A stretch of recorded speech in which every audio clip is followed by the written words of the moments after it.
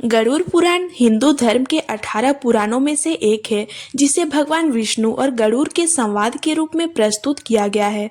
इस ग्रंथ में जीवन, मृत्यु, कर्म, पुनर्जन्म और मोक्ष जैसे विषयों पर विस्तार से वर्णन किया गया है। श्री कृष्ण द्वारा कही गई कई बातें विभिन्न ग्रंथों में है और गरुड़ पुराण में भी यह विचार आता है कि मनुष्य का भाग्य उसके जन्म से पूर्व ही लिखा जा चुका होता है।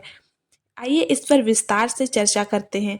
गरुड़ पुराण के अनुसार भाग्य और प्रारब्ध दो महत्वपूर्ण अवधारणाएं हैं जो मानव जीवन को प्रभावित करती हैं। यह माना जाता है कि जब एक जीव आत्मा किसी नए शरीर में जन्म लेता है तो उसके पूर्व जन्मों के कर्मों के आधार पर उसका भाग्य पहले ही तय हो चुका होता है।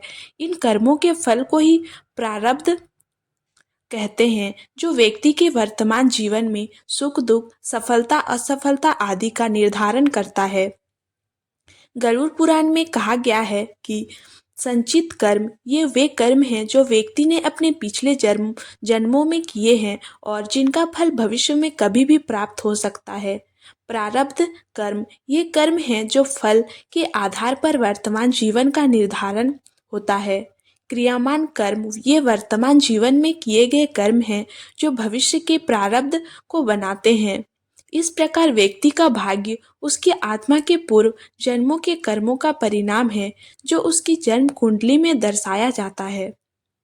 गरुड़ पुराण में यह बताया गया है कि जब एक आत्मा गर्भ में प्रवेश करती है, तभी देवताओं द्वारा उस आत्मा के भाग्य का लेखा जोखा किया जाता है।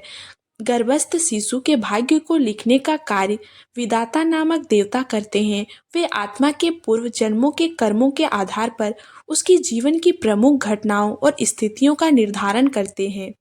विधाता देवता गर्भ में पल रहे शिशु के मस्तिष्क पर उसके भाग्य की रेखाएं अंकित करते हैं।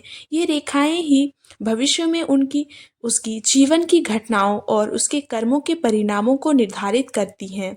इसीलिए हस्तरेखा शास्त्र और ज्योतिषी शास्त्र में व्यक्ति के हाथों की रेखाओं का अध्ययन करके उसके भविष्य का अनुमान लगाया जाता है। गरुड़ पुराण में यह भी स्पष्ट किया गया है कि भले ही भाग्य पहले से निर्धारित हो, लेकिन कर्म की भूमिका को कभी भी नकारा नहीं जा सकता। श्री कृष्ण स्वयं गीता में कहते हैं, तुम्हारा अधिकार केवल कर्म करने में है, फल की चिंता मत करो। यह सिद्धांत गरुड़ पुराण में भी प्रतिध्वनित होता है। भाग्य व्यक्ति के कर्मों का परिणाम है, लेकिन वर्तमान जीवन के कर्म अगले जन्म के भाग्य को प्रभावित करते हैं। इस प्रकार मनुष्य को हमेशा धर्म और सद्कर्म के मार्ग पर चलना चाहिए। दुर्भाग्य यह वह स्थिति है जब व्यक्ति को अपने कर्मों के अनुसार कष्ट सहने पड़ते हैं। सौभाग्य यह अच्छे कर्मों का परिणाम है, जिसके कारण व्यक्ति सुखी और सफल जीवन जीता है। अदृष्ट यह भाग्य है जिस व्यक्ति देख नहीं सकता, लेकिन वह उसके जीवन को नियंत्रित करता है।